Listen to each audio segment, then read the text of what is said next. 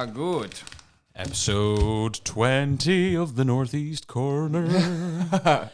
We're getting pretty good at this now, right? Yeah, well, I'd like to think so. Like, we're just in a routine now of like, remember when we first did it?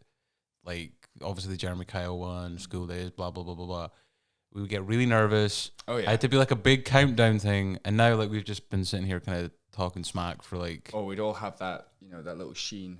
Yeah. Sweat. It's like, oh my God, I'm on camera. Without us realizing, wait, we can just edit this. So even if we do mess up, nobody's going to know. So yeah, we're dealing quite well with it these days, right? Yeah, definitely. It's actually, I find it quite cathartic, I dare say, nowadays. It's like nice coming over and, well, occasionally we get to have a rant, don't we? So pretty much, good. yeah. I mean, the Seagull one was definitely the biggest rant. Yeah. It was the rant of all rants so far. Jeremy Kyle thought he got it bad. The Seagulls are going to hate us real bad now, man. I've not been swooped since, though, which is good. Maybe it was just a firm telling they needed. That was it. Stay away. Maybe we'll come together and fight Murray Council to do something about it. No more hate for Murray Council today. No. All in good faith, Murray Council. But we're not here to talk about that today. That has been covered. We're here to do another episode of... It's not HNC journalism. It's HNC History Hour with Hutcheon and Hastie. Definitely. My sister would be proud. She actually is now a school teacher of history. Oh. Yeah, she would be very proud. The apple doesn't fall far from the tree. So we are doing our history episode, or history hour, HNC History, whatever you want to call it. Many names you could give this. You decide what you want to call it. On the Spanish flu pandemic of 1918 to 1920, I believe, was when... AKA the Great Influenza. When's a pandemic? Yeah. Yes, I've got the official... well, not the official. I don't know if there's like a website dedicated to Spanish flu. Like, you imagine if there's like a fan site for it or something, like, oh my God, the return's coming. Well, hopefully not, because it would not be a good thing. That sounds like it's some kind of cult. Yeah, for sure. Yeah, that's something you don't want to get involved in. Spanish flu, also known as the Great Influenza Epidemic or the 1918 influenza pandemic, was an exceptionally deadly global influenza pandemic caused by the H1N1 influenza A virus. It reminds me of like a battleground game, isn't it? I'm pretty sure there is a H1N. There is a PlayStation game which is H1. Is it H1 Horizon or something? Yeah. Sorry, that just totally popped in my head. Thinking, wait. Well, do you remember swine flu? Yeah, that was another strain of the H1N1 virus. Yeah. So that's why everyone kind of lost their minds over that. And obviously, at the moment, we're kind of experiencing a pandemic. Yeah. Maybe on the lighter side now. Feels like we're not in such a bad place anymore, but I don't want to jinx it. Like, touch wood. Yeah. Maybe that's just because of where we are in the country. True. It's all right for us. So the earliest documented case was March 1918, in Kansas, the United States of America, with further cases recorded in France, Germany, and the United Kingdom in April. 2 years later, nearly a third of the global population, or an estimated 500 million people, had been infected in 4 successive waves.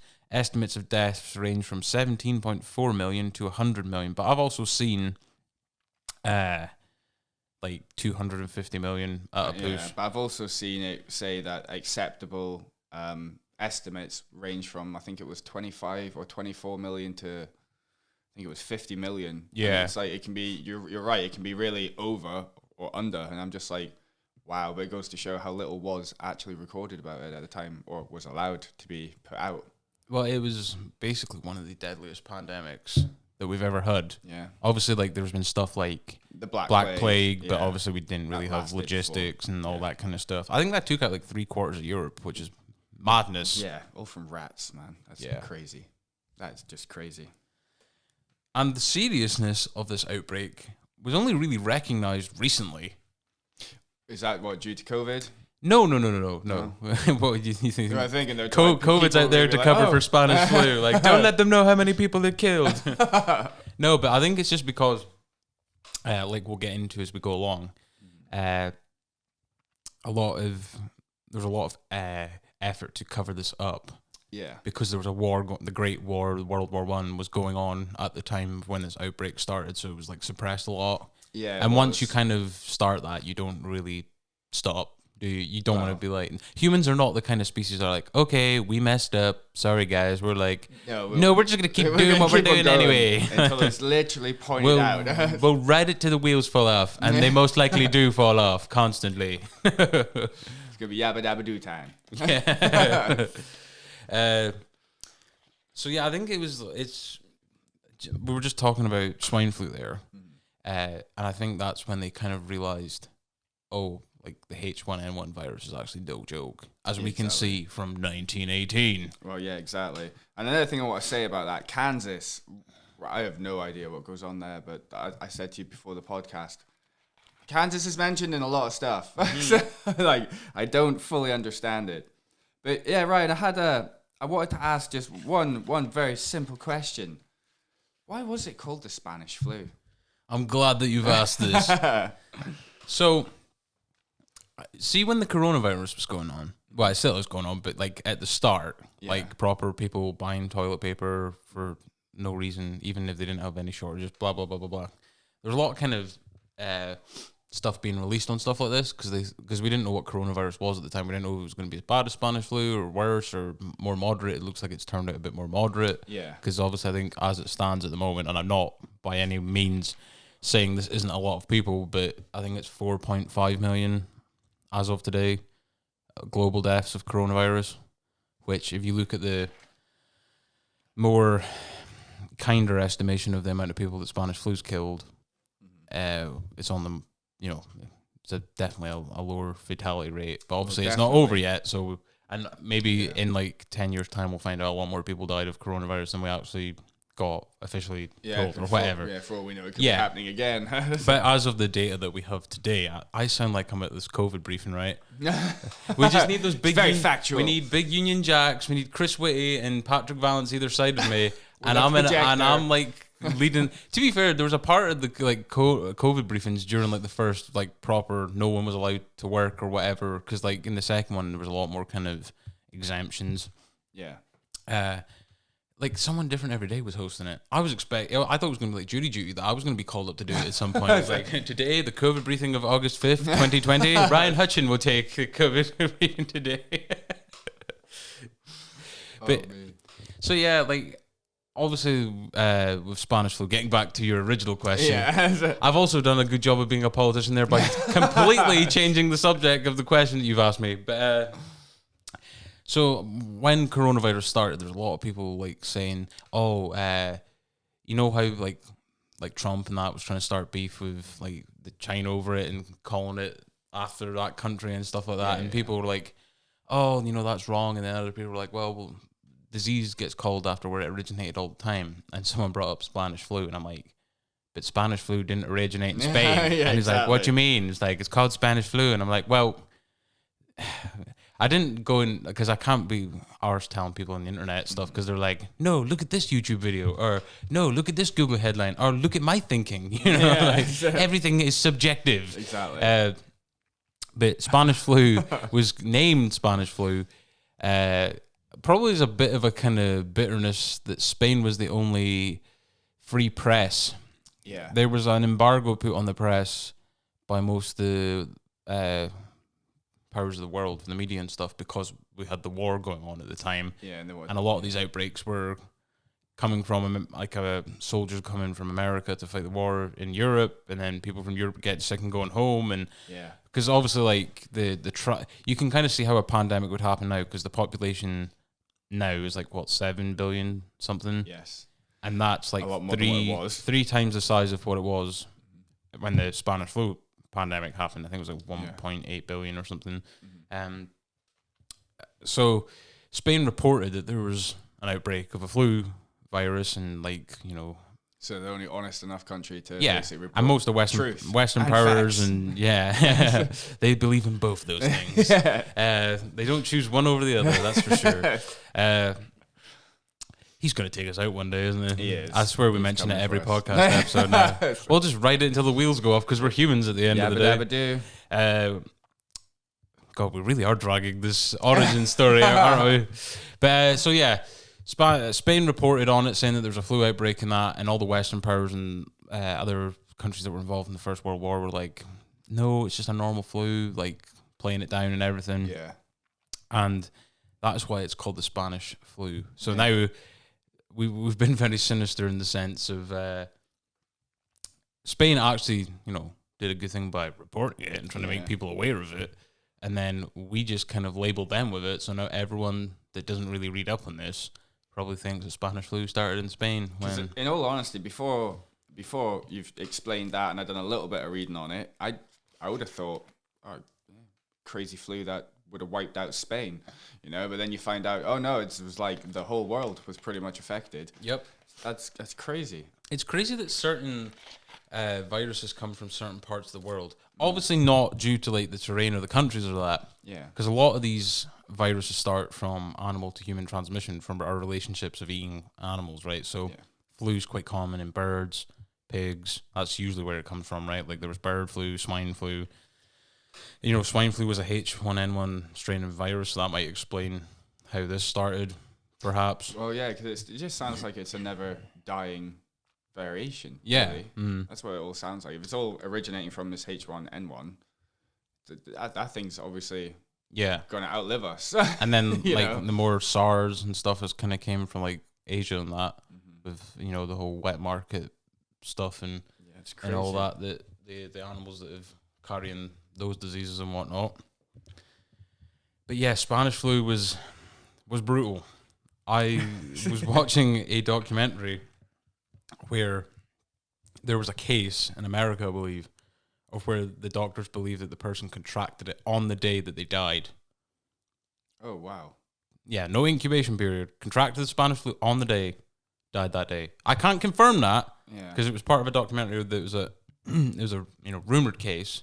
But if you consider how brutal this was, because like we said, it took out anywhere from 17.4 to 250 million people from the ranges that we were giving. Yeah, I was also reading it was ranging. It wasn't really affecting those between the age of 20 to 40. It was more infants and elderly which is kind of follows really what flu usually does, right? Yeah. Like seasonal flu that we have today, they want to protect infants and the elderly, whereas we seem to be able to beat it. But it does change later down the line, right, as we're going to go into, because it did mutate into something very, very much more aggressive that just was not discriminating. Well, on the documentary I watched on it, it explained how it started being spread, and it was when people were coughing or sneezing, it was actual like water droplets. Yeah. And so it's transmitted the same way that coronavirus is transmitted. Yeah, so it was like these water droplets, but then it would also change. It could be contracted through touch. As it went on, I was like, "Oh wow!" Through touch, that's insane. Because that's the thing about viruses, right? Like, I'm no medical expert, but from everything that I've watched and everything I've read up on, viruses don't infect you to kill you; they infect you to replicate. It's your immune response because it recognizes that shouldn't be in your body and attacks it, which makes you ill, and sometimes in extreme cases leads to fatality, right? Yeah. From what I get, obviously, I'm no medical expert, so don't live by my medical advice and don't accept the medical advice from a idiot podcaster that's doing one in a garage. So, well, hey, I mean, we do our best. We've got hand sanitizer. What else do you want? Yeah, exactly. Yes, I'm just saying if people are watching, don't take our medical advice. Oh yeah, exactly. Yeah, I'm not a doctor. No, this is confirmed. But yeah, I read a little bit about when it was happening, like the public health management. So I've got a bit here from a wiki. So it's the public health management. While systems for alerting public health authorities of infectious spread did exist in 1918, they did not generally include influenza, leading to a delayed response. Now, obviously, we know that's pretty much due to the war effort, as we've discussed. Like, they didn't want to spread worldwide panic. Yeah, really. They didn't want to demoralize people from the war effort, right? Exactly. So, nevertheless, actions were taken. Maritime quarantines were declared on islands such as Iceland, Australia, and American Samoa, saving many lives. So it's obviously just social distancing. And then more social distancing measures were introduced. For example, closing schools, theatres, and places of worship, limiting public transportation, and banning mass gatherings. Which sounds pretty familiar to what's going on right now. Well, the next bit's making me giggle. So wearing face masks became common in some places, such as Japan, though there were debates over their efficacy. There we go. Efficacy. What does that mean, Ryan? We're gonna have to do. We're gonna have to do because an efficacy is how effective something is. We're gonna have to do a pronunciation episode at some point. We're gonna have because we absolutely butchered that. We got there in the end, but there were also some resistance to their use, as exemplified by the Anti-Mask League of San Francisco. But this is the thing, like, what's going on now? So there's two extreme opinions. Yeah. There's one where, like, let's never leave the house ever again. Yeah. And then the other one's like, oh, this is all for control and all this kind of stuff. It's all a lie. And people are like, masks aren't effective and all this, blah, blah, blah, blah, blah. But a lot of that's going on back then because they're trying to, the people that say that kind of stuff try to say that it's like a unique moment in time that we're in of where this has never happened before. Well, clearly it has. It has, but you just weren't allowed to see times. it like 100 years ago. Do you know what I'm saying? So that's madness. It's good to see we learn from our mistakes as a species, right? Well, yeah, I know. It's just rinse and repeat, isn't it? That's what it actually seems. We're going full circle again. Vaccines were also developed, but as these were based on bacteria and not the actual virus, that's obviously due to what was available at that time. They didn't have like the whole technology that we have now to... Exactly. They could only help with secondary infections. The actual enforcement of various restrictions varied. To a large extent, the New York City Health Commissioner ordered businesses to open and close on staggered shifts to avoid overcrowding on the subways. That's quite quite a decent thing to do, to stagger. Maybe things like that should be put in place here, or, worldwide at the moment with coronavirus, isn't it? Well, the thing is, Spanish flu, like, this is seeming to drag out the coronavirus, right? Because we're coming up to 2 years. Yep. This December, because it was 2019, but it originated in Wuhan and whatnot. But whereas Spanish flu, it was kind of mostly allowed to run its course, infect people, kill people, and then it just disappeared after 2 years, which we'll get to further down the line as well. But Spanish flu killed more people than World War I did. I know. That's madness. I think like World War I's like, in terms of soldier casualties, it's like the most like fatal war of all time. Obviously World War II eclipses it, but there's a lot more civilians and stuff to take. There's a lot of people who died of malaria and stuff during the time as well, I think. A later study found that measures such as banning mass gatherings and requiring the wearing of face masks could cut the death rate up to 50%, but this was dependent on their being imposed early in the outbreak and not being lifted prematurely, which is the kind of debate that we're having again today, right? Well, yeah, exactly. It's do we keep the people happy or do we keep the people safe? Yeah. And when you've got a lot of people who are like, we just want to be happy. And there's a lot of division. There's always going to be division on that, right? Exactly, because you always get people who are like, I'd rather be happy. Yeah. Be miserable and have to do this and do that. And it's like, well, I'd rather be miserable, do this and do that for a little while and then reap the benefit afterwards. You know, that's my thought on it. Yeah. If it doesn't go away, well, because like you said, like alive. Japan was a country that took this forward and making it more of a habit, right? But obviously before the pandemic, it was more, rather than being mandated, people would like take it if they had like, the cold or something. Yeah, you know, that's what which is probably quite a smart thing to do, right? Because even though you're not going to die of the cold can still suck. Reported to people back in the States where their soldiers were coming back, they were actually telling people on these bases, no, they've not got the Spanish flu, they've just got a cold or flu. So they were technically lying to their own people, so they'd still get treated. And it's similar again, right? Like the coronavirus response here, like 1 week it was like, just we're gonna beat it by June, and then literally the next Monday it was like stay at home. Stay at home. Don't look at anyone. Don't talk to anyone. Don't even open your window. It was when Boris Johnson said, "If your friends ask you to meet up, you should say no." So medical treatment, as there were no antiviral drugs to treat the virus and no antibiotics to treat the secondary bacterial infections, doctors would rely on a random assortment of medicines with varying degrees of effectiveness, such as aspirin, a load of other ones, castor oil's another one on there, and iodine. I'm not going to butcher the rest of them. That was the official data. Aspirin and a load of other ones. Obviously, I hope you detect the sarcasm in that. I don't want to be spreading misinformation out here. Some of these I've got no chance of pronouncing. Like Epsom salts, castor oil, and iodine. Well, when were antibiotics? Digitalis. Antibiotics were the 40s as well, right? They were discovered because like that took out tuberculosis, which used to be one of the main killers in the world. Obviously, they developed a vaccine for that as well eventually, but But they used to also apply bloodletting as well. They tried all that. They tried at the time, obviously, traditional medicine. yeah. But yeah, they used to even try bloodletting to help out. Should we go into a bit of the what the first wave was then? Yeah, do it. So the first Are wave you ready?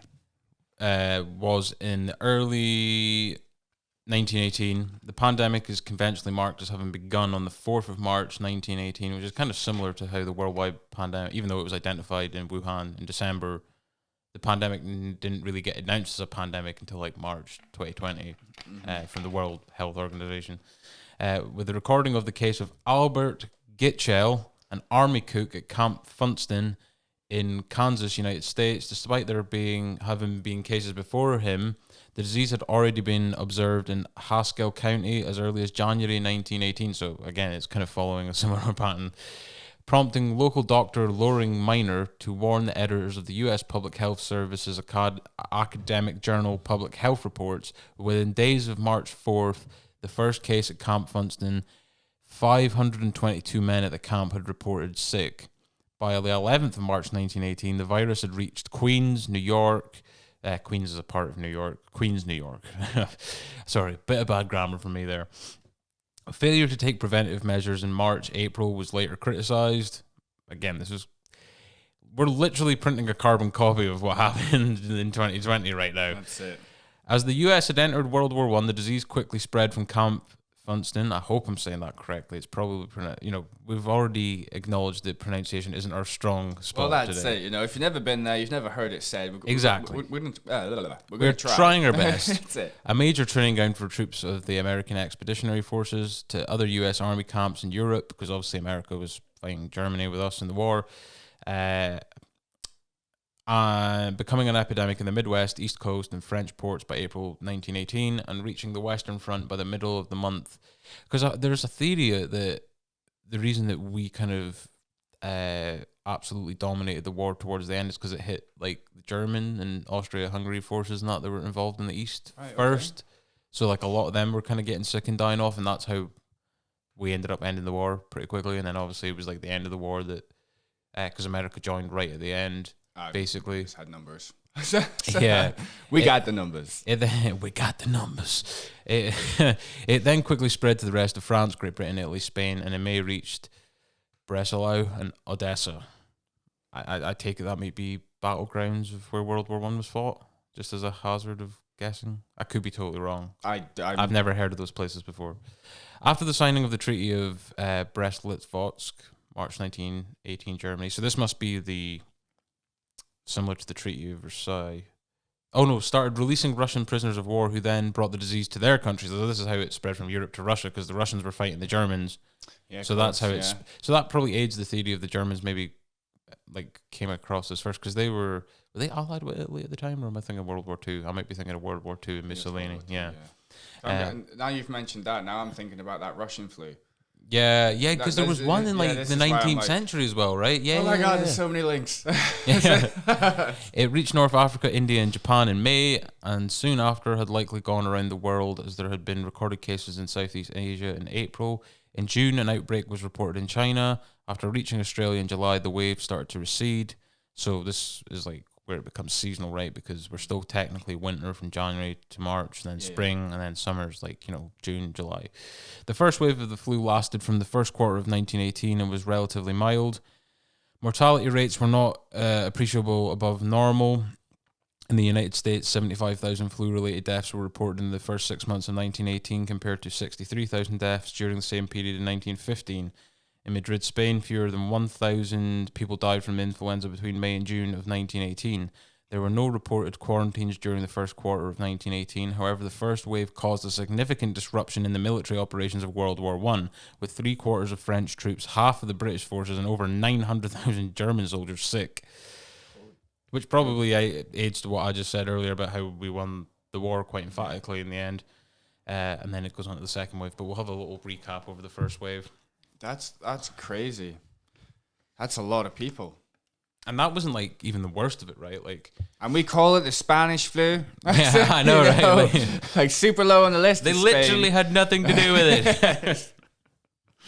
Wow. And that's obviously like on the war side of it. I mean, yeah, wow. How much money would, money, people, just everything. Just none of it left. Because like flu's still quite a bad thing as of today, right? Is it? It can Obviously, be, like the numbers went down because of the stuff that we did last year for coronavirus. Yeah. But like in a normal flu year, is it not something ridiculous? Like 30,000 people in the UK die of flu a year or something. It is. Like that? I did have that somewhere, and if I'm honest, I might find it later. It might be in a different subheading. I'll have to wait. So obviously we won the war and everyone's going home. So mass gatherings, which is obviously the wrong way to go when you've got stuff that transmits through, airborne droplets and all that kind of stuff. You know, massive parties because the war ended, because that was the thing that had been going on for 4 or 5 years. But I still think it's crazy. Like I said earlier, I can understand how a pandemic would start now because there's way more population. It's way easier, or it was way easier to travel. Yeah. When this started, right? You can go anywhere in the world. Yeah, because we have air travel at the time. It's more commercialized now, where that wasn't a thing. It wasn't. It was just the start of like aviation in the world, exactly. That kind of era, right? Well, I think when the Spanish flu first kind of came into like full effect around the world, I don't think aviation travel was actually on the go. I think that's what one of the documentaries was saying. It wasn't readily available, is what I'm looking to say, is what I'm trying to say. Do you know what's like mental?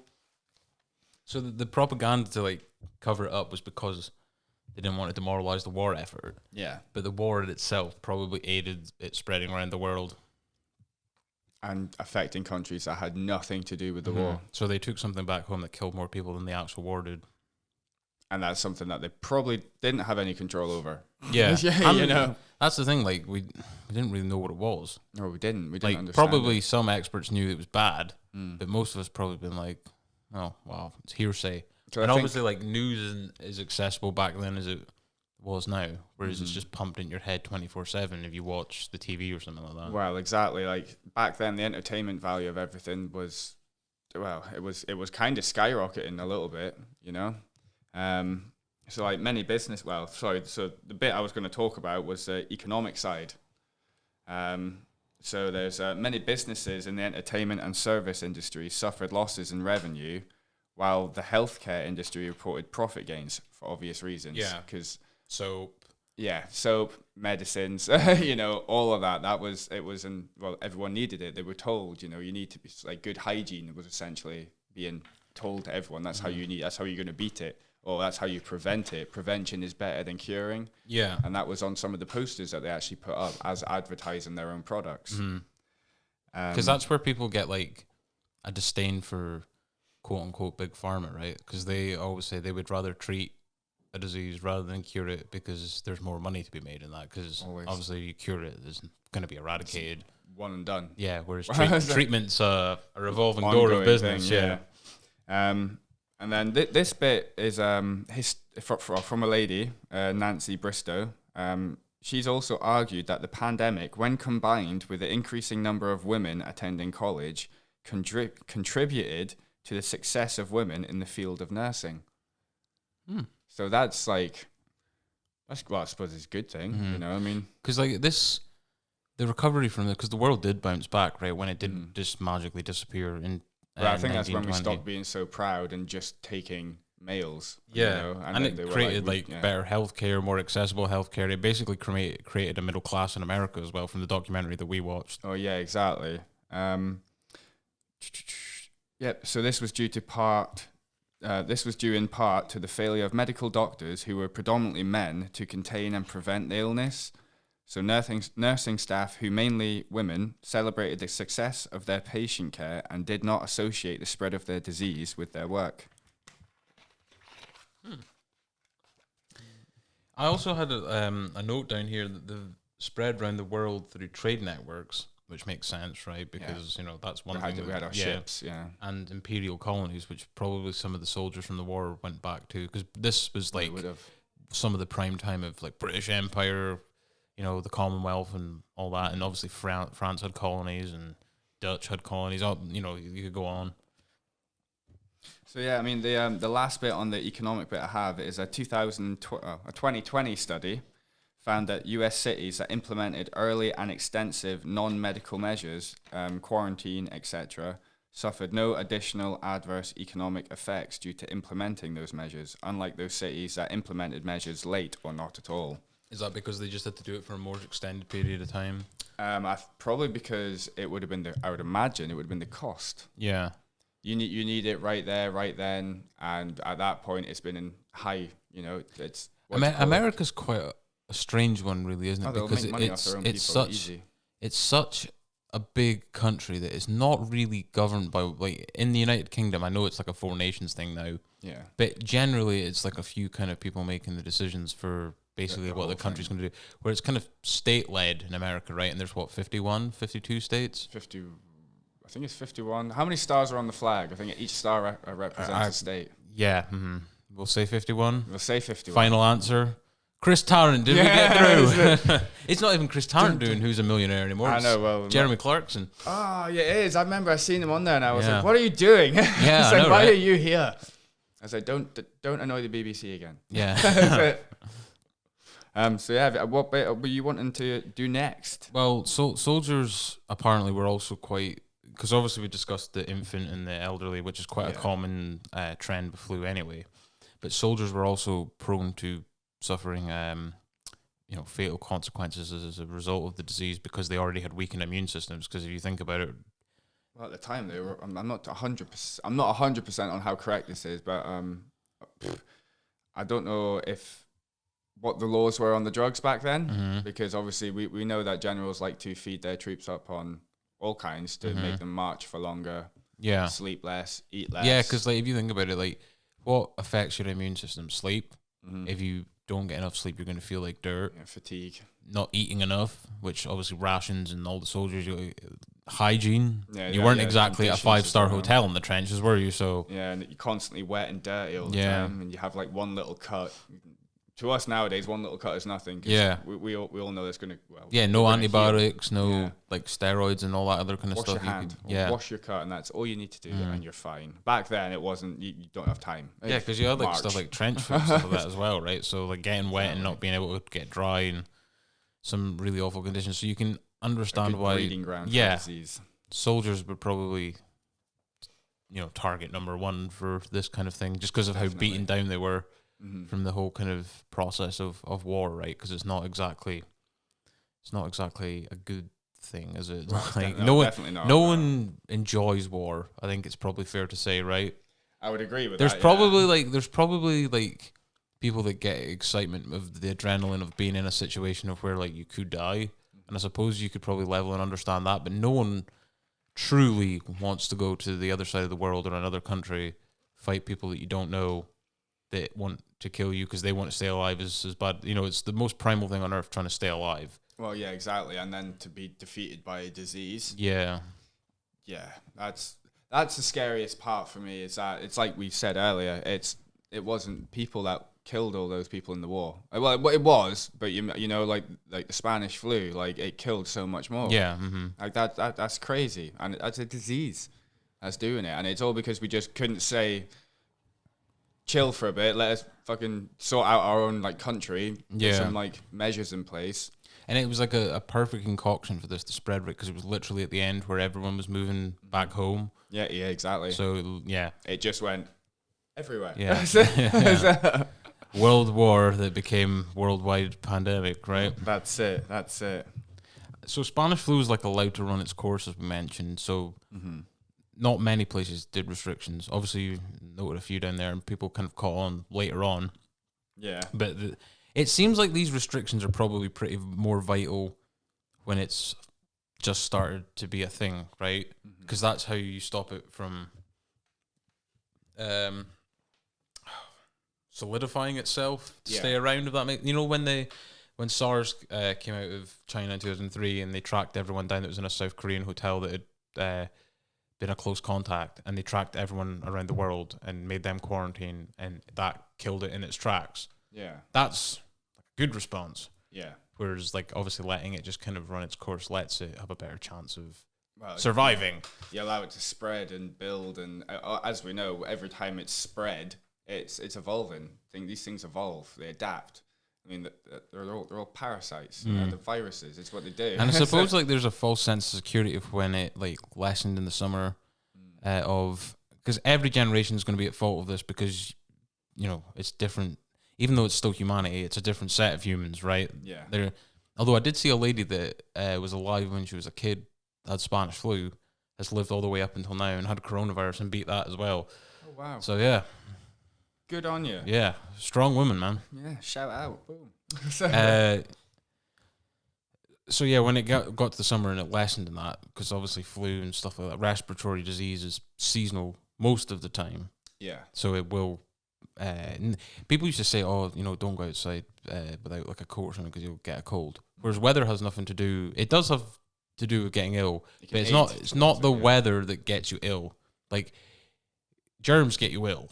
Right, that's well accepted. Apart from people that like question germ theory, which is just quite bonkers, really, isn't it? Like, yeah, these are the same people that think we live under a dome. Yeah. So, if you like go outside in the cold, you don't come into contact with germs, you're not going to get ill. You're going to be cold, of course, hypothermia and all that. But the reason that cold weather affects and cold and hot weather affects respiratory disease differently is because when it's cold, we're more likely to be in this setting of being inside, not having any windows open, the air circulating. So if one of us has it, it's going to be spreading all around the room and it's going to be in all of our faces and stuff. Whereas in the summer, you're more likely to be outside or have a window open or something, right? So that's just nature and our behavioral patterns. Yeah. Damn, I'm trying to get all these pronunciations in today. I'm forgetting like simple ones. So yeah. When it's the summer, you're probably thinking, oh, that's the end of it then. Because I suppose we hadn't really, because we've never went through it, like, it's the same for us now, right? In the summer, coronavirus, like, it became a very, very less prevalent problem in 2020 in the summer. Everyone's like, it's gone. We good? And then the winter, it came back. We're not good. Yeah, no, it came back with a vengeance, like this did. But obviously to a much, much, much, much, much bigger scale. Yeah. So yeah, I can understand why there's like complacency about that because every 100 years you're not going to have the same experience from the people before you, right? Because you didn't go through it. Yeah, well, yeah, exactly. It's the same. Like none of us probably have any idea what suffering or what like hardship is in terms of that. What we kind of do now with the pandemic because of the restrictions and stuff like that. Yeah. We're not used to it, and that's why we react so bad to it. Well, exactly. We're used to just having pure freedom. Yeah. Really. So it'd probably be the same if there was like a world war or, God forbid. It's scary things to think about, though, isn't it? Like, imagine if it did go back to what it was like back then when it was drafts and things. Yeah. And you don't have choices, and you're just getting sent off to the different parts of the world, and you don't really know what's actually happening because media's not printing everything because they're being told not to, and yeah, just. I would be terrified. I would, there probably still is there's obviously way more human rights than there was 100 years ago. Like in World War I, if you didn't jump into no man's land and charge at the enemy, you're getting shot by your superior, right? Yeah. Which obviously doesn't happen anymore. No. Or it's not legal at least, right? Well, yeah, exactly. And not that we know of, it's not being reported. Anyway. Yeah. But it was just quite common practice back then. Like that was totally cool because you were seen as yeah, exactly. Whereas like now, obviously we have laws and stuff in place, and like there's more human rights and more rights recognized of individuals and stuff like that. So nice. Nice. Always good when there's more rights about. Well, are you wanting to do another bit, or shall I read a bit? Go for it, man. I'll talk about the second wave after you've. Yes, Sam. Brought out this. So this bit is titled Legacy, but it's not exactly. Well, you'll make your mind up, really. But yeah, Legacy. So despite the high morbidity and mortality rates that resulted from the epidemic, the Spanish flu began to fade from public awareness over the decades until the arrival of news about bird flu. So this is where the H1N1 strain comes back in again, like we discussed earlier. Okay. And other pandemics in the 1990s and 2000s. This has led some historians to label the Spanish flu a forgotten pandemic. There are various theories of why the Spanish flu was forgotten. The rapid pace of the pandemic, which killed most of its victims in the United States within less than 9 months, resulted in limited media coverage. The general population was familiar with patterns of pandemic disease in the late 19th and early 20th centuries: typhoid, yellow fever, diphtheria, and cholera. I nailed them all. No sympathy towards horrible diseases, as long as we got the pronunciations right. All occurred near the same time. These outbreaks probably lessened the significance of the influenza pandemic for the public, which you can kind of get. I mean, at that point, I'm pretty sure the media was just telling everyone about them. Yeah. It wasn't being held back. In some areas, the flu was not reported on, the only mention being that of advertisements for medicines claiming to cure it. So this is going back to when medical businesses. Well, there's were always reporting profit to be made out gains. of a crisis, right? I think that's probably Always. It's the same with, unfortunately, it's always the same with war. There's someone who's going to profit massively. And we're quite like an opportunistic species in a way, right? Oh yeah, like we see an opportunity to make something and get something out of it. We're going to do it. Yeah. Additionally, the outbreak was coincided with the deaths and media focus on the First World War. Another explanation involves the age group affected by the disease. The majority of fatalities from both the war and the epidemic were among young adults. The high number of war-related deaths of young adults may have been overshadowed the deaths caused by the flu. No, I've read that wrong, sorry. The high number of war-related deaths of young adults may have overshadowed the deaths caused by flu. Okay. There we go. I've added a word then, it just made it all wrong. When people read the obituaries, they saw the war or post-war deaths and the deaths from the influenza side by side, particularly in Europe, where the war's toll was high. The flu may not have had a tremendous physiological impact or may have seemed an extension of the war's tragedies. The duration of the pandemic and the war could have also played a role. The disease would usually only affect a particular area of the... The disease would usually only affect a particular area for a month before leaving. That's a bit strange. Well, it's all to do with peaks and... Probably with movement of troops as well, I'd imagine. Mm-hmm. The war, however, had initially been expected to end quickly, but lasted for 4 years by the time the pandemic struck. Damn. That's the kind of legacy that's left behind, and like it's stated, it only kind of really came back up into question in 1990s. I suppose I don't think it's a unique case where something gets forgotten, especially over a period of 100 years, right? I think it's what you said. It's just this whole thing. They don't want to come out and be like, yeah, okay, we done a bad one. In 100 years from now, do you think coronavirus will be fresh? Well, will restrictions have ended by then? Hopefully. Wow. But will it still be fresh in people's minds? It will probably follow the same pattern until the next one comes along again. It'll be forgotten about. Yeah. It would be forgotten about. I think... well, I mean, if it happens in 10 years, we've got the godsend of us lot are still going to be here. We've been through it before. We kind of know what to expect, But these things seem to happen in centuries rather than decades, right? There's obviously been loads of scares, but in terms of one that spreads around the world, it seems a pretty common trend of every 100 years that it happens. Yeah. Oh, yeah. Is it not something ridiculous? Every last 100 years for 700 years, there's been a pandemic. A horrible pandemic, this period of time between the 18th year of the century to the 21st, 22nd, something like that. It's crazy, madness. So we kind of touched on how the first wave was quite a moderate thing. It was a more fatal strain of flu for the people that are already at risk of flu, as we said, infants and elderly people mostly.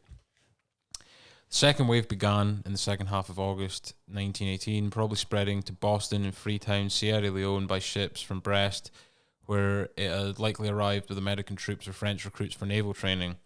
From the Boston Navy Yard and Camp Devens, later renamed Fort Devens, about 30 miles west of Boston, other U.S. military sites were soon afflicted, as were troops being transported to Europe. So this is still the whole troop movement is causing the spread predominantly. Helped by troop movements, it spread over the next 2 months to all of North America and then to Central and South America, also reaching Brazil and the Caribbean on ships. In July 1918, the Ottoman Empire saw its first cases in some soldiers, because we were fighting the Ottoman Empire in World War One for a bit as well. Yeah. If you've ever heard of Gallipoli, that kind of ended up as a bit of a disaster for the British Army and whatnot. Well, not just British Army, but Anzacs, Australians, and that. They have Anzac Day, don't they? So, from Freetown, the pandemic continued to spread through West Africa along the coast, rivers, and the colonial railways, and from railheads to more remote communities. While South Africa received it in September on ships bringing back members of the South African Native Labour Corps returning from France. And from there, it's so here's the whole trade and colonization and that's aiding this. Same thing with the Black Plague, wasn't it? Ships and people and transports, and that's it. From there, it spread around southern Africa and beyond the Zambezi, reaching Ethiopia in November. On the September 15th, New York City saw its first fatality from influenza.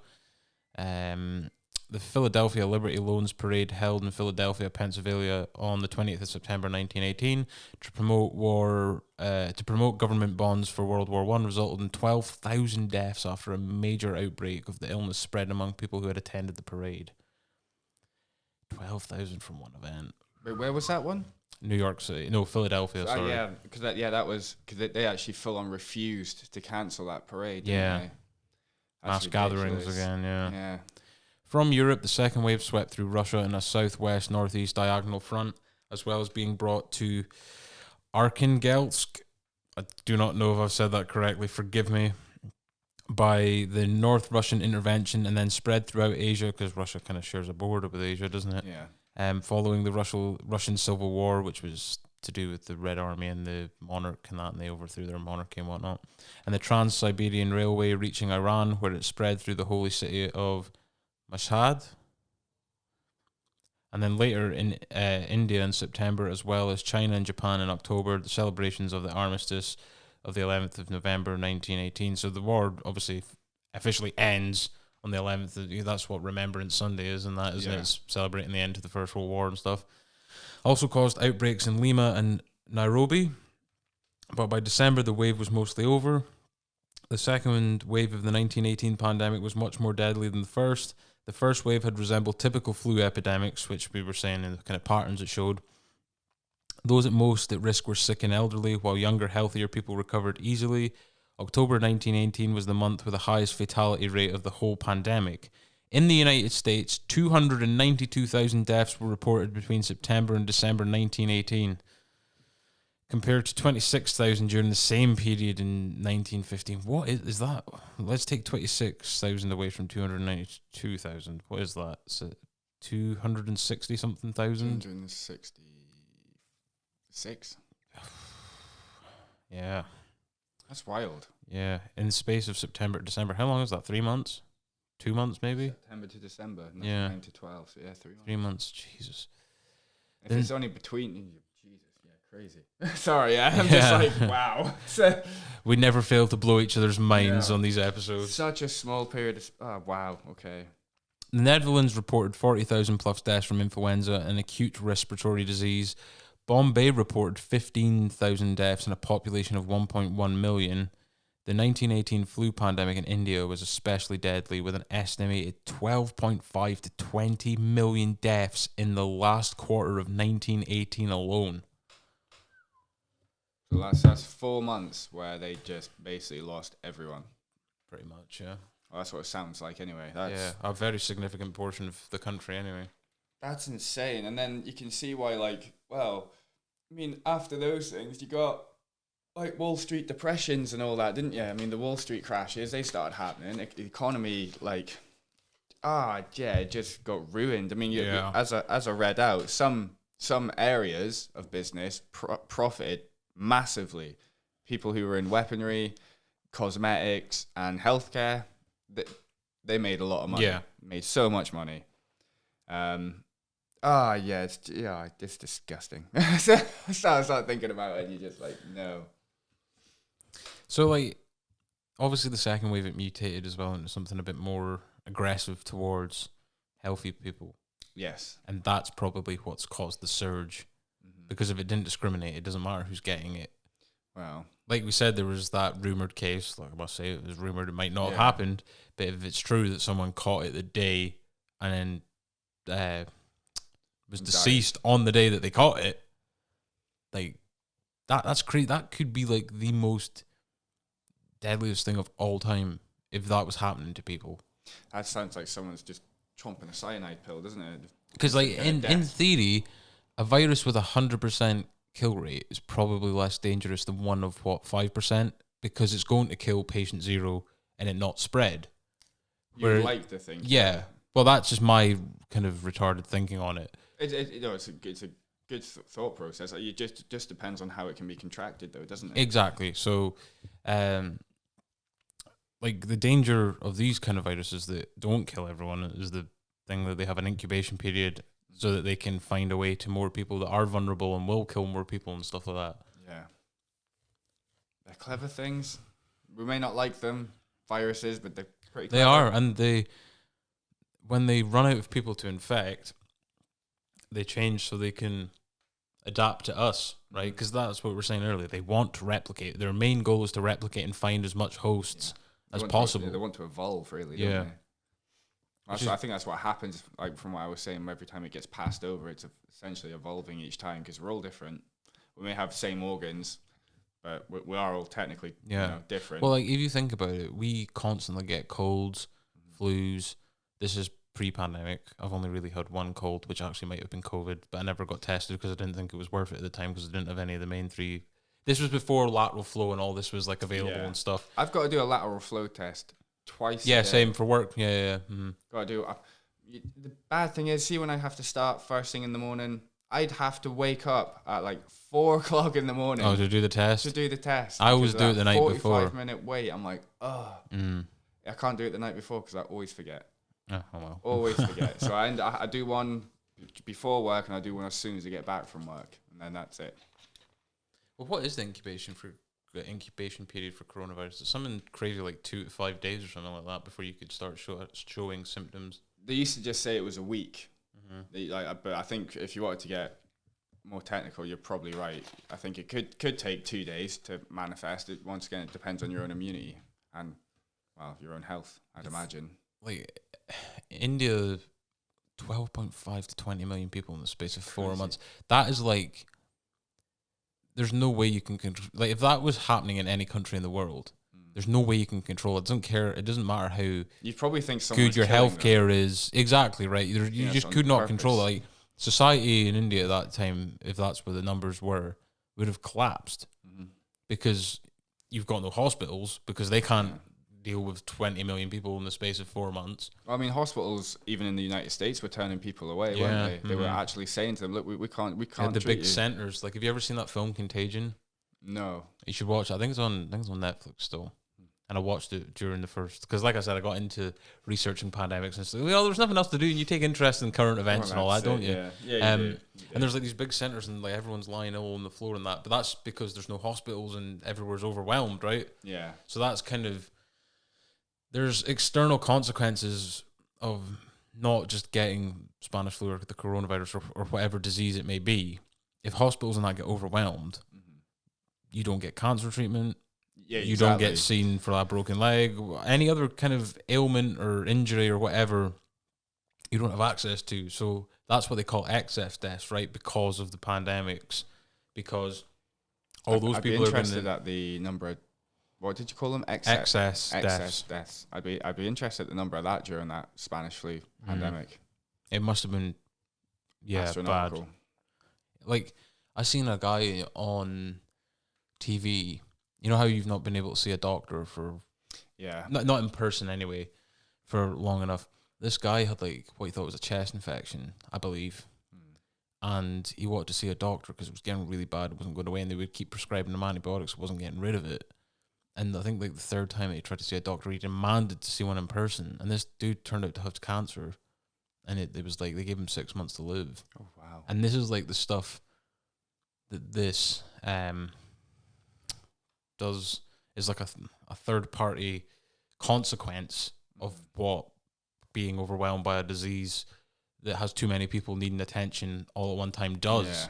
No, you're right. And it's also when they're saying that we're not allowed to be in close proximity with them for their own health. It's a bit like, I actually do need to see it. Like for me, I'm not going to sit there and tell a receptionist over the phone what's the matter with me or why I want to see the doctor. I'm like, that's none of your business. Like, if you're an expert in something, you're going to be much better positioned to explain that to someone in person rather than over Zoom, for example. Well, exactly. And obviously, like, those kind of options weren't available during the Spanish flu era. But, you know, nowadays it's options are there. There are options there. Yeah, but you can't explain someone, you can't teach someone a college degree on computing via computers, as ironic as that sounds. Do you know what I mean? There's something different between online learning and physical learning. And like, you're seeing that because so many people want to go back to physical learning because they don't feel like they're benefiting from online learning and stuff like that through this. Yeah. Well, yeah, I get that. I do get that. And not just the healthcare stuff, but if you look at this, I mean, I don't know what it would have been like for qualifications and that back in 1918, but schools got closed. Schools have been closed during this as well. People literally just had their exams binned, basically. So that changes someone's future, right? Long after the pandemic's over and stuff like that, because they didn't get a chance to decide their own grades, really. You know, teachers chose them or something like that, or it was based on algorithms or something along the line. Not algorithms, or was it algorithms? They used the computers of their predicted grades were going to be. It would have been taken off of mock exams, previous courseworks, and they would have tried to just cobble all that together to give them an overall grade. Which is crazy, right? That It's happened not fair. 2 years running, so that's going to be like a generation of people that... I would have benefited from something like that because I'm the kind of person where all that prior stuff's easy. Yeah. But put me in an actual exam room, poof, whiteboard. Is that just like a pressure thing, you think?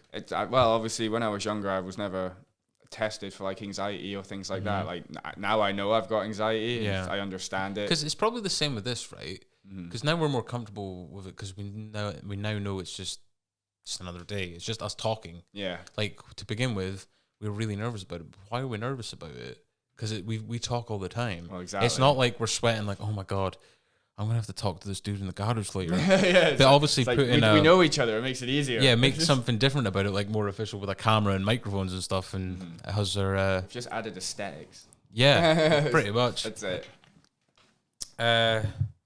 So yeah, second wave was brutal. It factored in the whole winter thing, so people probably closer together. The troops movement was still going, the trades were still going, and led to quite a deadly second wave. And if it didn't get taken serious the first time, it sure as hell must have Been taken serious the second been time. a bit of an eye-opener for the world. Or maybe even not though, right? Because how are you going to know about it? Was the embargo still? Because the wars just ended in the winter. Yeah. It was 11th of November, so September and October the war's still going on. People are still moving, and that's probably when the majority of people are coming home for like Christmas and stuff like that, right? Yeah, I don't know. We're going to have to find out, Ryan. Yeah, right. Third wave, 1919. In January 1919, a third wave of the Spanish flu hit Australia, where it killed around 12,000 people following the lifting of a maritime quarantine. Do you know what maritime means? Maritime's normally, I believe, it's to do with like sea. Right, okay. So like it was stopping the links of the virus getting into the country. I think it'd be and stuff like that. naval bases. Think of like ships and dockyards and stuff. So they'd be having people quarantining on their ships and stuff before. Yeah, okay, that makes sense. And then spread quickly through Europe and the United States, where it lingered through the spring and until June 1919. So this lasted over 2 seasons, right? So it was winter and spring. It primarily affected Spain, Serbia. So Spain did get it bad at some point. All right. But it didn't originate from Spain. Spain. Mexico and Great Britain. Great Britain got all the waves, resulting in hundreds and thousands of deaths. It was less severe than the second wave, but still much more deadly than the initial first wave. So this is like a middle ground between the first and the second. When it's had enough time to incubate. Yeah. And like, yo, I'm growing. Yeah. In the United States, isolated outbreaks occurred in some cities, including Los Angeles, New York City, Memphis, Nashville, San Francisco, which was the anti-masking, not the city itself, but the movement of the anti-mask was there, and St. Louis. Overall, American mortality rates were in the tens of thousands during the first 6 months of 1919. So it's weird how these things change, right? Because they're always changing, and we don't know which way they're going to go. They're either going to go this way and mutate into something more fatal, or die off. more moderate, right? So, first wave, it was worse than seasonal flu, but it wasn't the absolute horror story that the second wave was. Yeah. And then the third wave wasn't as bad as the second wave, but it was still bad because it was way worse than the first wave. So it's like a winding road of possibilities for viruses, really, isn't it? Well, I think that's what's scary about it. You can't have a conversation with the virus and be like, "What's your plan? Yeah. Why are you doing this? What do you plan to do? Where do you want to go?" Do you know that Philadelphia? We were talking about this mass gathering thing. Yeah. Just to relate to some of their stats. I nearly dropped my Lucasade there. American city Philadelphia had 10 times more bodies than coffins, according to claims. That doesn't surprise me. That's what happens when you get people who are like, "I'm not going to listen." That's literally to the point. Like, have you ever seen the films like 28 Weeks Later? Yes. I know it's not quite that, but it's to the point of, where like you see the bodies piling up. There's more. They're just like in the streets and stuff. There's more dead than there is alive. Right. 2 seconds. We'll be back in a brief moment. Hey, we're back.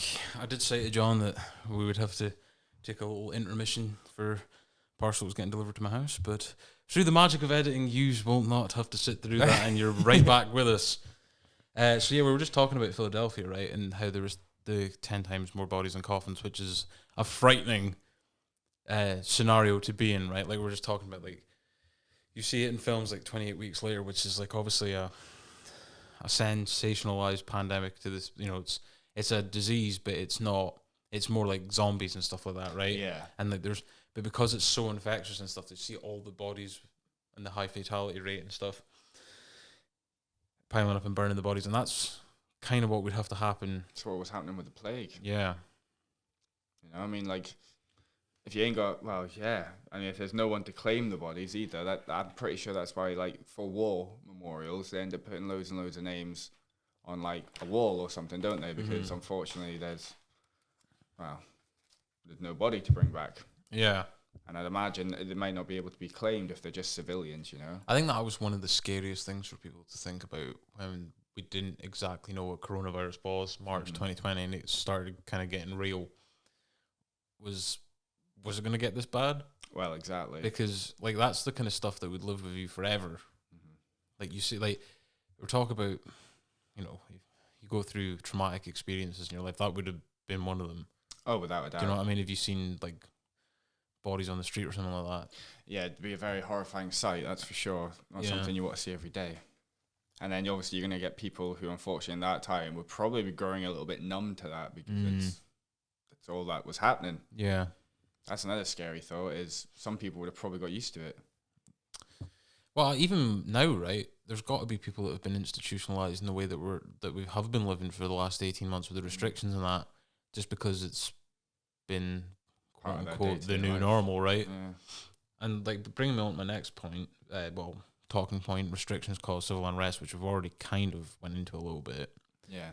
It's the same that's happening now. So people were trying to resist the whole restrictions thing because we're social beings, right? And we don't want to be taken out of our natural habitat. That's it.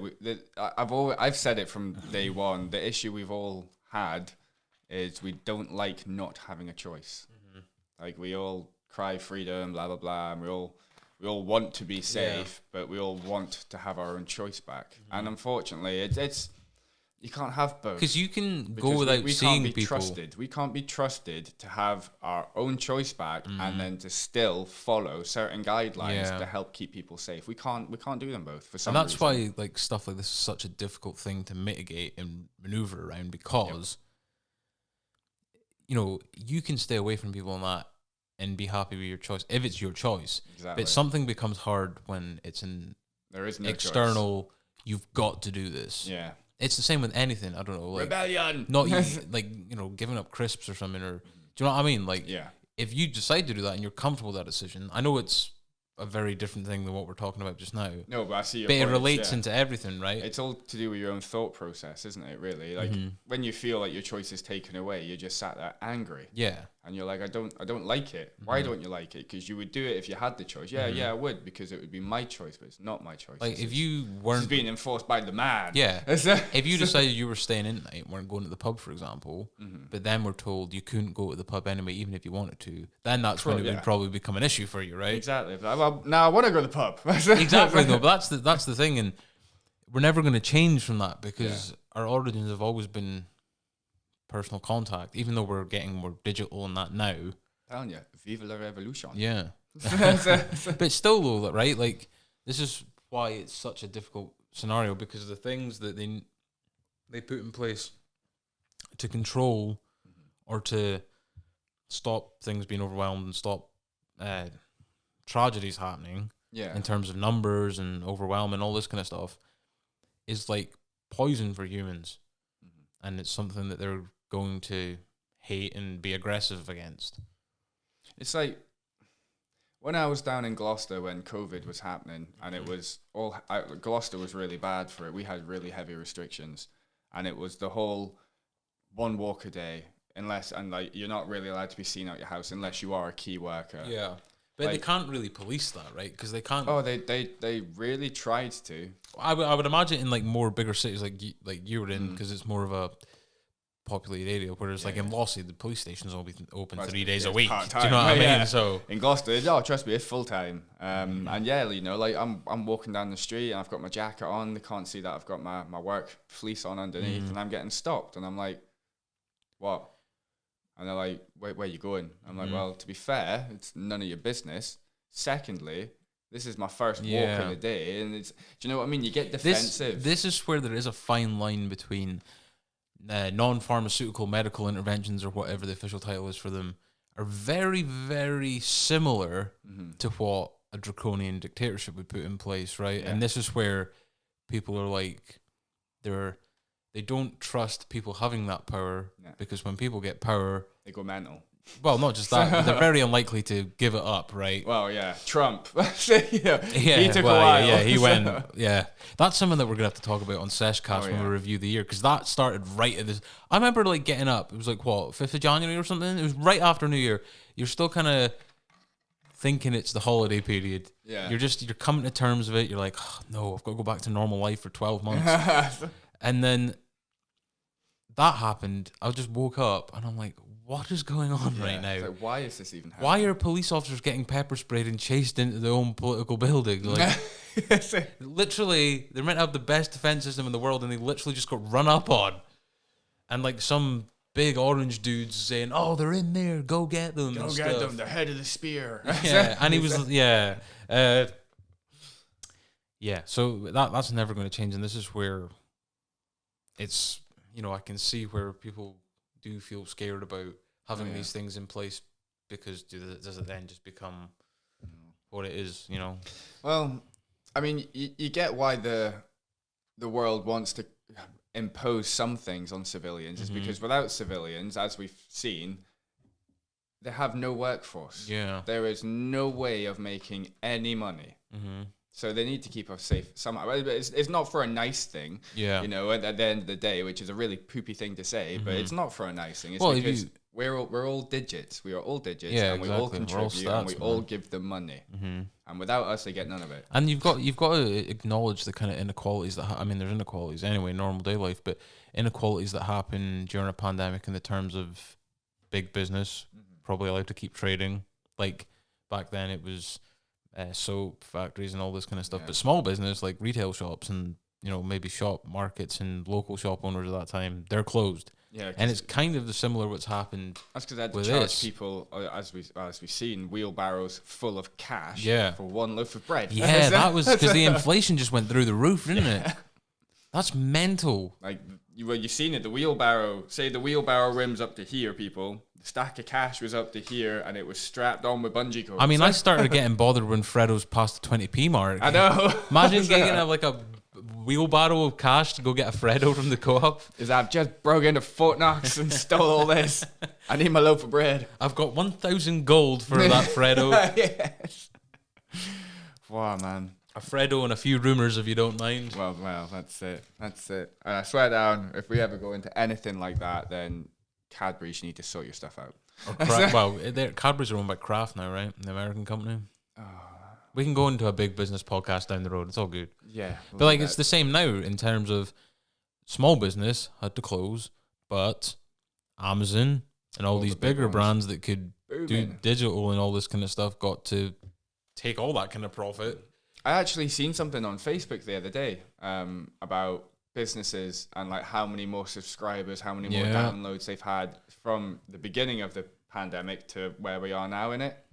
And it's high numbers. Things like Netflix are like 500,000 new subscribers. You're like, what? Yeah. Like, wow. And then like Audible, they're the same. The Amazon, audiobook, yeah. all of these things have anything that you say is digital, boomed. Totally boomed. We all know why Disney done Disney Plus. Yeah.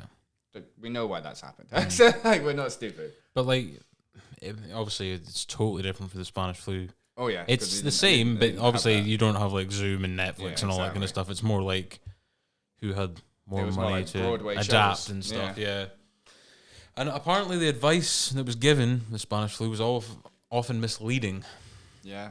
Which, again, you could kind of say with the coronavirus again in a different way.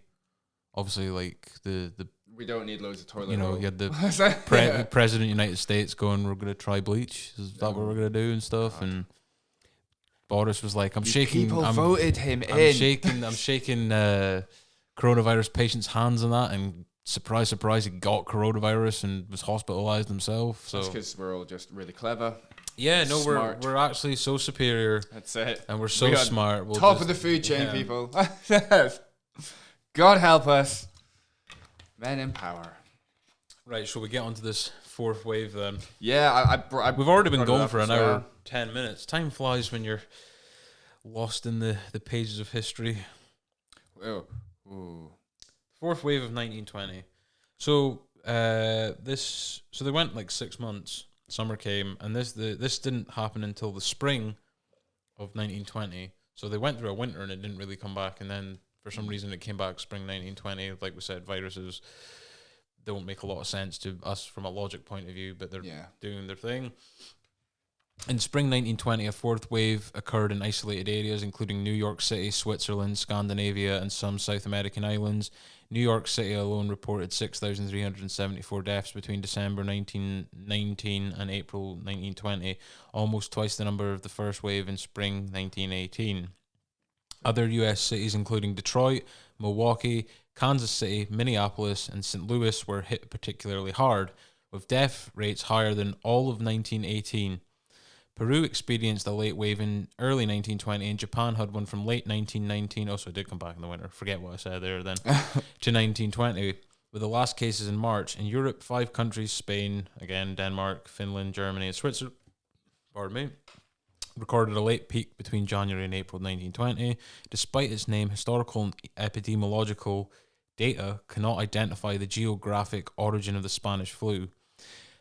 Just going into like epidemiology and that, one of the documentaries I watched on Amazon Prime a few months ago to do with Spanish flu, I was telling you about the Native American towns where they had like a kill rate of 4 out of 5 of the family would like get it because it would go through these communities and that. Mm-hmm. He went back and like went to some like it was like graves and that, and like took some of the virus because the virus was still like alive.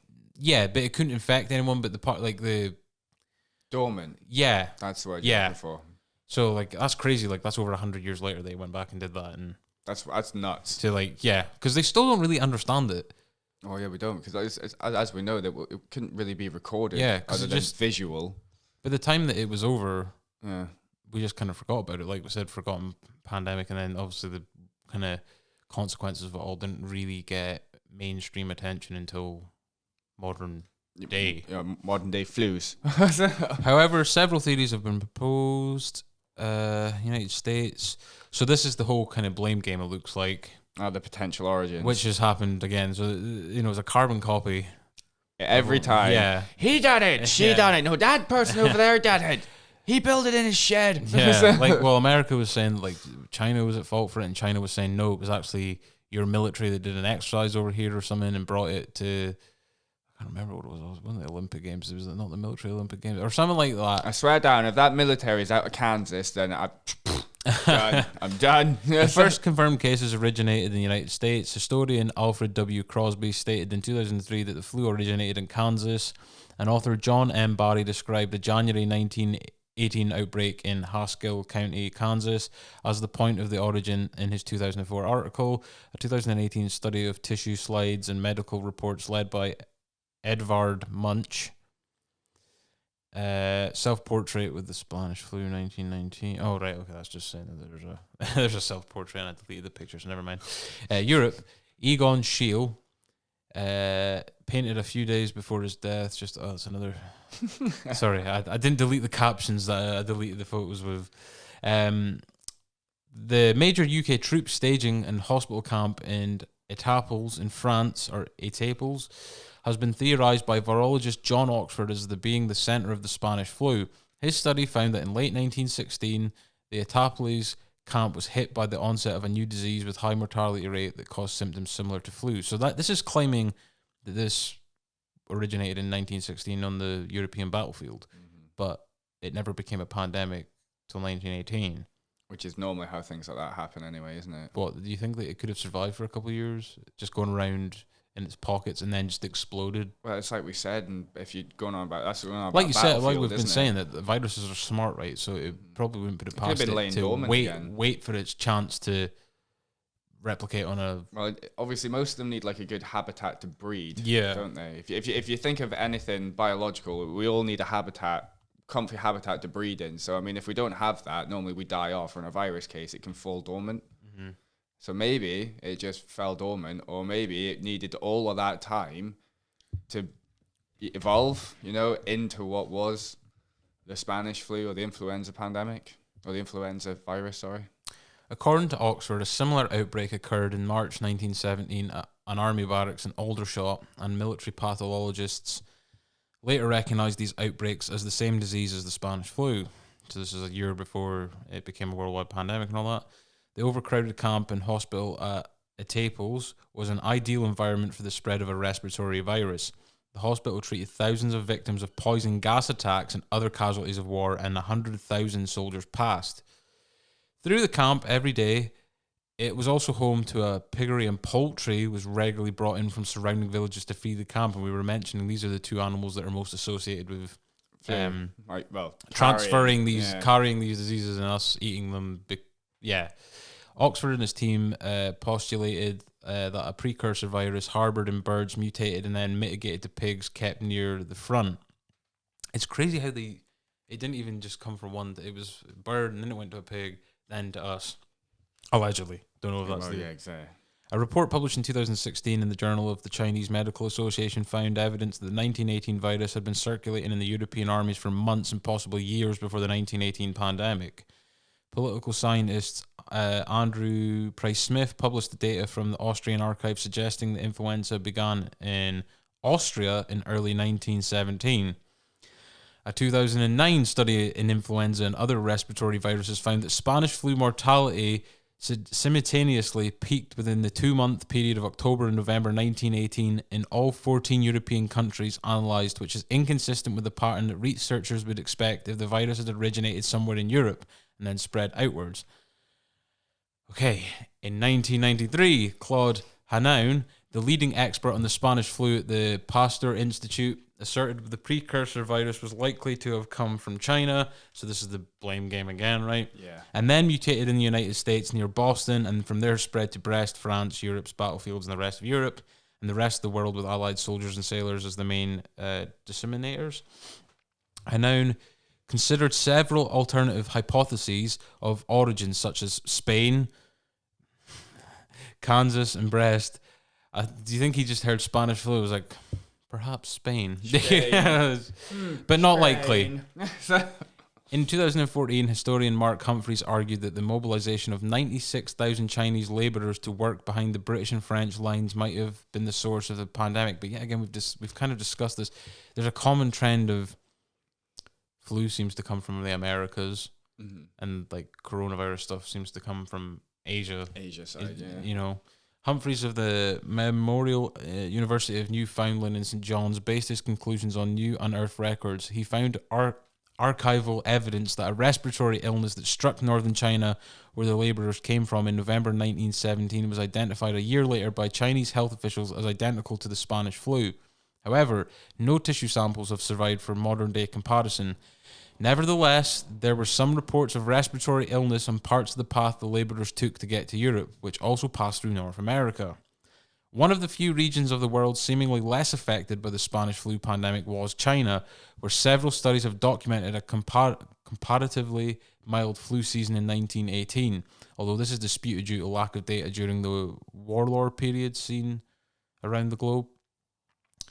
This has led to speculation that the Spanish flu pandemic originated in China, as the lower rates of flu mortality may be explained by the Chinese population's previously acquired immunity to the flu virus. So they're saying that the reason that they didn't get hit bad with this because they had a herd immunity to it already.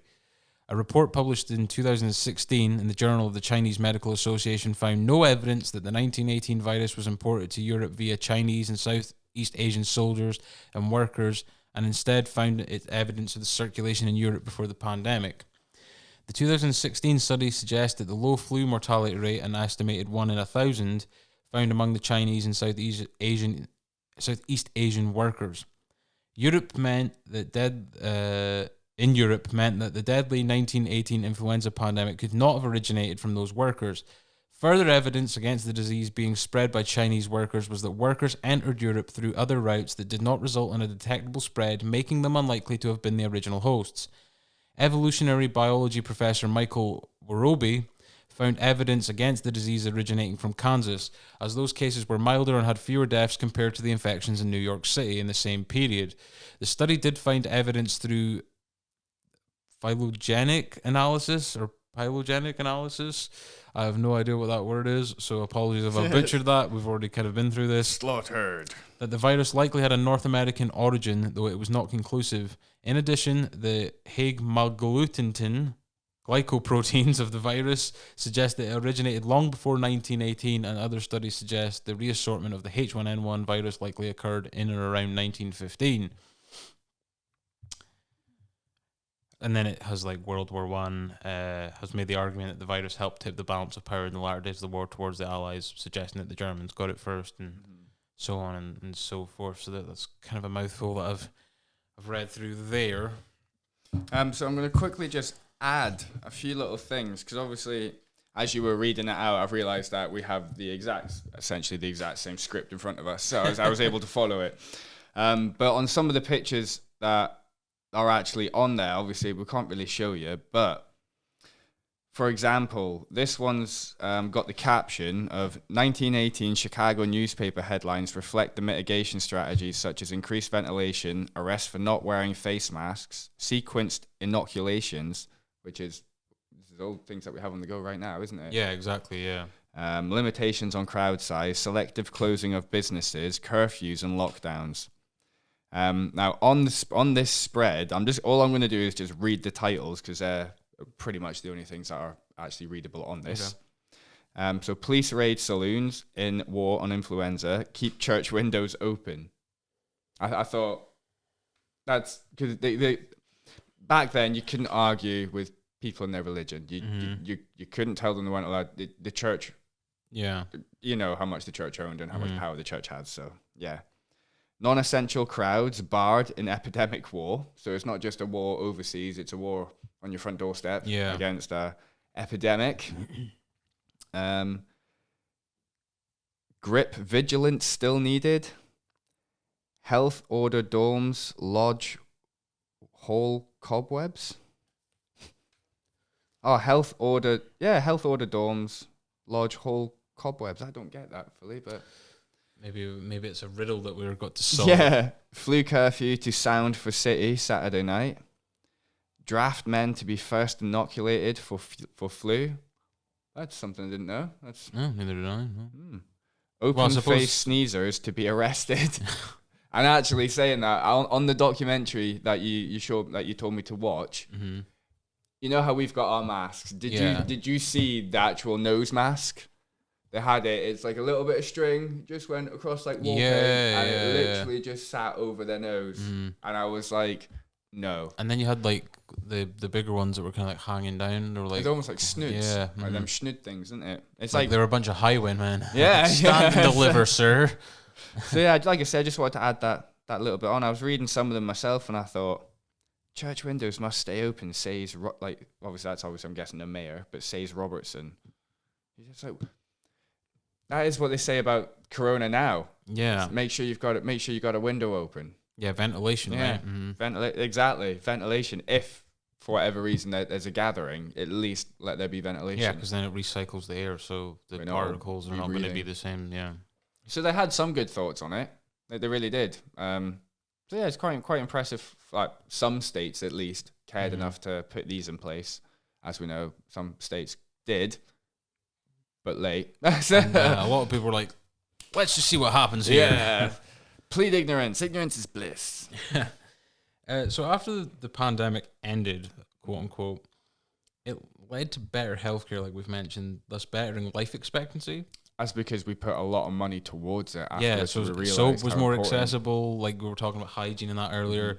But not only that, the economy bounced back like a house on fire because obviously business was opening for that again. Yeah. Obviously that it took a nosedive as well after with the 1929 Wall Street crash where we'll have to, that can be our next history hour. That needs to be our next one, Wall Street. Just us in suits. Are we going to, have you got a suit? I'm definitely going to do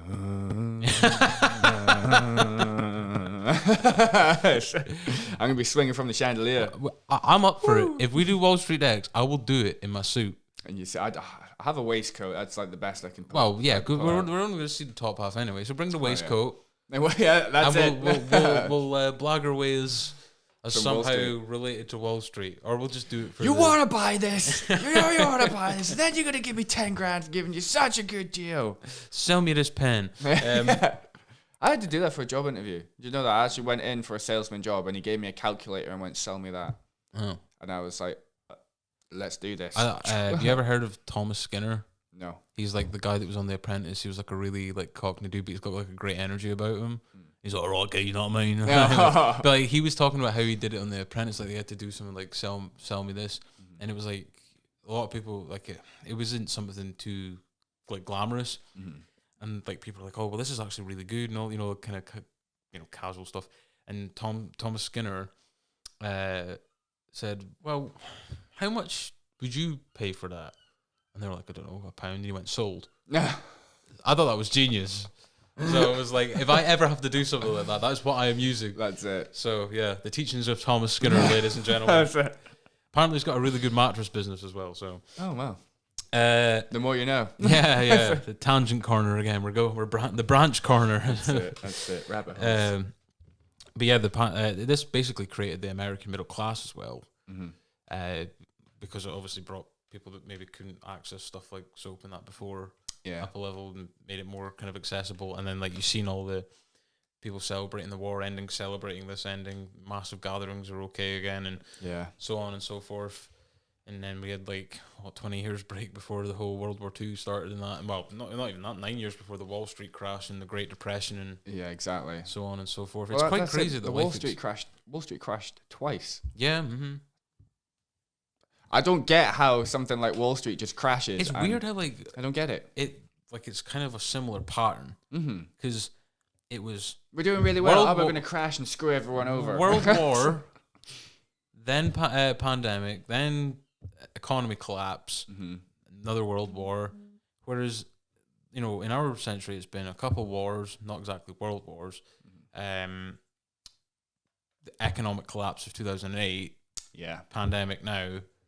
So hopefully we haven't got a world war in the offing. I swear down, Joe Biden, if you drag us into your stuff, then that's it. We're over, my man. Yeah. I don't want your truths nor your facts. But yeah, we've been going for like an hour and a half now. I know, not bad actually. Time flies, man. It's just the Spanish flu. It was an interesting documentary. Like very very horrible for the whole world to go through. You know, it was absolutely devastating. But obviously, like as you stated, there were some good things to come out at the end of it, which were the major advancements in medical and cosmetics, essentially, in healthcare, hygiene. How much more we promoted it. How we were telling people it was actually being spread. Like we had a bit of knowledge, you know, we managed to actually inform people correctly. We managed to make things safe. Well, safe-ish for the time anyway. Do you ever think that we'll ever learn our lessons from previous events? unless we get someone who is like got that on like in their mind because and comes into power, it is within not a our chance. power to like leave it for future generations, because stuff gets recorded. Everything gets recorded now, right? Well, this is recorded. Yeah. Maybe they'll listen to this. I mean, more like data and stuff. Like, obviously, YouTube's probably not going to be a thing in 100 years. There'll be something else because time moves on. YouTube and Spotify and that, they'll replace it with something else. It's just evolution, right? Well, you think that, but I mean, as long as there's always a big company controlling it, the big company just replaces a person. Yeah, but like this kind of content, I'm not saying we've replaced TV, because we're at 43, humble 43 subscribers, and shout out to the 2 American listeners on Spotify, Google Podcasts, and all that kind of stuff, and the Belgian listeners and the Belgian, as well. That's it.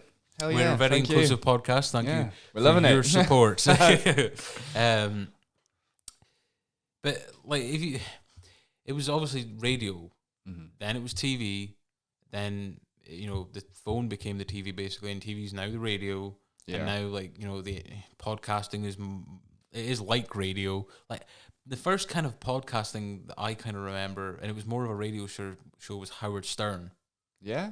Yeah, you ever heard of Howard Stern? I have heard of Howard Stern. That's why I'm It's crazy because like some of the microphones I'm looking at getting for us in the future, like the Shure and that, which are like £400 a pop. But obviously, you can get them cheaper if someone's like selling them on Gumtree or something. Yeah, well, that's what you want. Yeah, like, I seen them in like the 90s when he started up and stuff. So it's crazy how like even though we've advanced in when something's the best, they don't want to stay the best. Yeah. So some things do never change, but I do think things were better made back then. Though. Yeah, like for example, we're gonna use a stand for an example. Yeah, like this stand way back when would probably be about 3 inches thicker. Yeah, so because there is going to be more money went into it. I do think there is going to be lasting effects of the pandemic that we're in right now. Oh yeah. Definitely. Like in terms of like mask wearing and hand sanitizers, that stuff is always going to sell. Yeah, because Japan took it on board, so they actually did take something from the Spanish flu pandemic. You said yourself, whilst our own pandemic's been going on and we've all been wearing masks. Well, since I've been taking it a lot more serious. I take my mask with me everywhere. It's in my pocket. It's on the chair. Sorry. And I take it everywhere with me. And since I've been wearing that mask, I've not actually fallen ill.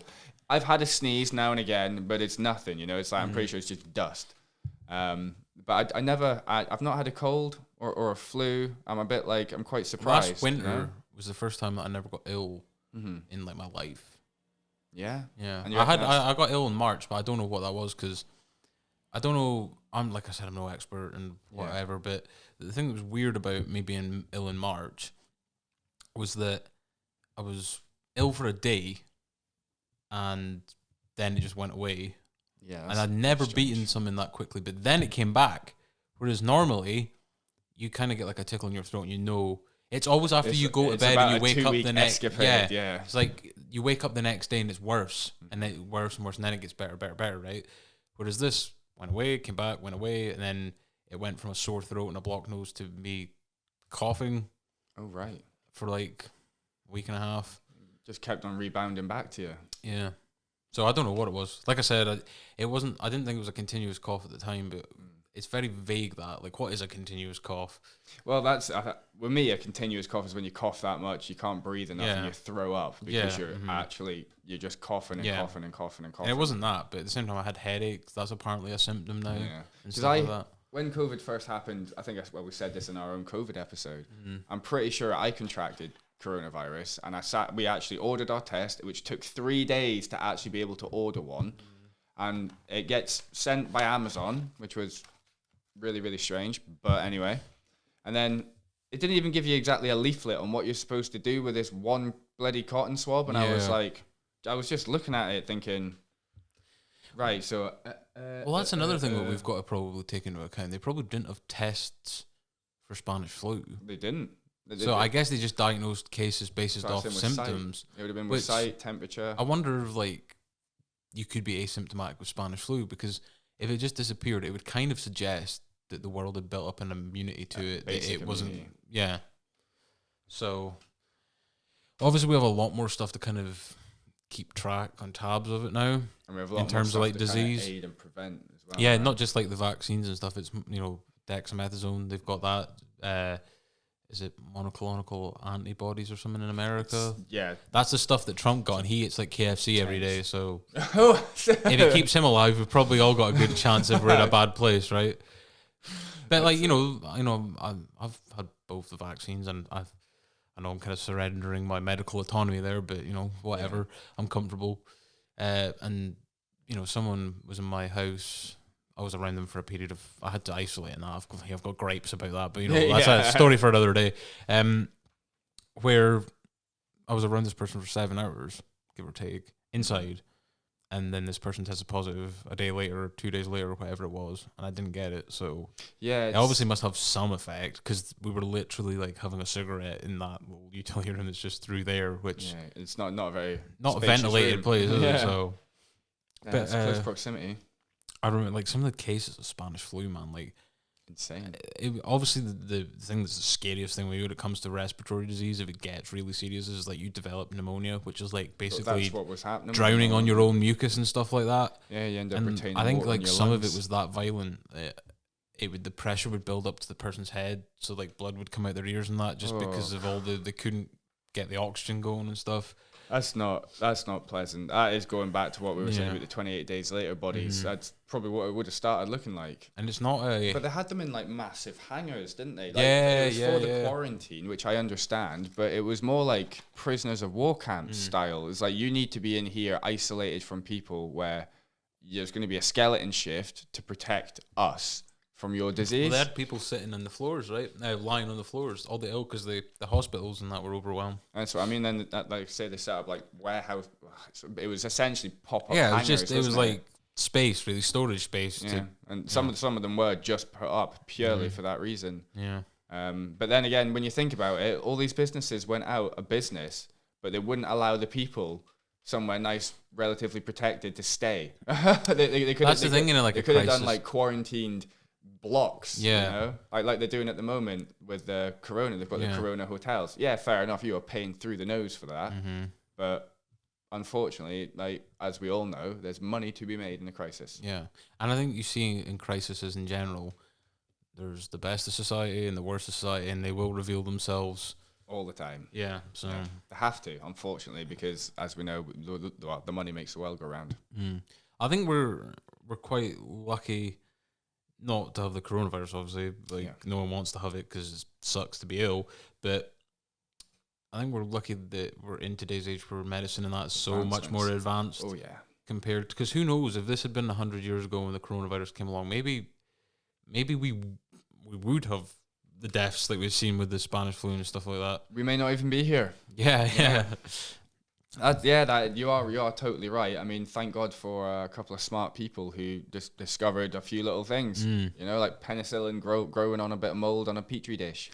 And I suppose it's just kind of deja vu, really, a lot of it, right? Because even though we're so much more evolved and developed in that with medicine and technology, and the list's endless from 100 years ago, we're still having the same arguments of, these restrictions are BS, and mask mandates are inhumane, and all these kind of debates and arguments and all these kind of different sides that people take, and the tribalism of it all, and that, which I guess shows that we're always going to be human. We always like to, whether it's 1918 or 2021. We like to make fuss. Yeah. Anyway, very nice chat again. Yeah, my man, I enjoyed it. I hope people enjoy it as well. I know we've went on a few, by now. This is the tangent corner. This is what we do. We've came in, we're hungover. We've talked about history for an hour, 20 minutes, because 20 minutes was probably rambling about, I don't know, other stuff. Other random things. Yeah, but hopefully it's been entertaining for you all. I can't believe we're at 20 episodes. I know. Because every other podcast I did failed by 3. So we're going to be on number 12. I mean, are we going to tell them what we're going to be recording next week? Oh yes, we're continuing this, and we've got guests coming on in October. But this doesn't make sense because this episode will be up in October, even though it's September, because there's a couple weeks delay because we've got other life commitments in that. We stack all these up and we just release them week by week. Yeah, to give us a bit of comfort for the viewers. Yeah. But yeah, we're currently September 18th at time of recording. So when we get round to recording in October, we've got a few guests coming on. So we're taking advantage of the time to do topics because we enjoy these. Yeah, these are the ones that we actually sit and discuss and almost argue about trying to get on here. Yeah, like well, the thing is, like, we like them. The reason that I wanted to get into podcasts is because I listen to a lot of podcasts myself. Yeah, and even if it's someone going to sleep with this on, it's like a background noise. That's kind of what this is for, because we get an enjoyment of actually having a conversation. Mm-hmm. And then obviously other people can take what they want from that by watching it on the platforms and that. But like you see us blowing each other's mind in that with that. So we're kind of like educating ourselves. Yeah, well, exactly. Every day is a school day, Ryan. Yeah. Every day. But yeah, we're getting a lot of local support and stuff like that. So very much appreciated. Got some interesting guests coming up, so stay tuned for that. But the next topic, which will be the next episode you see after this, episode 21, we're going to be doing on an empire. I'll let you specify which one. Good old Pablo Escobar. Oh, yeah. We're going to talk about him, there. His empire. It's not had any like TV series done on it or anything like that. No, like right? Narcos. So we're being original with this. We're not just copying off other people. So yeah, I've already watched Narcos myself. So like I say, like I'm really excited to like talk about it. I am really looking forward to going home and researching, watching a few more documentaries on him, getting a few more facts. I'm gonna leave it as that. Yeah, and you were gonna bring up that Biden thing again. I was, but I thought no. Not anymore. At least we're not going hard in the paint in Spotify anymore. Every musician's Faye Murray. I have to hold my... I'm like that meme, you know, where the person's like trying to hold something in, like that, and the veins are popping out his face. That's me with the Dave Grohl story or the Spotify SoundCloud debate. Yeah.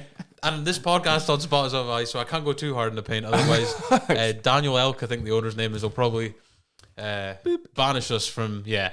And you know that would suck. But anyway, we're kind of rambling on now as we always do. So it's probably time to wrap this up. So take care from us at the NEC, guys. Peace. This podcast is also available on Google Podcasts, Breaker, Pocketcasts, RadioPublic, and Spotify.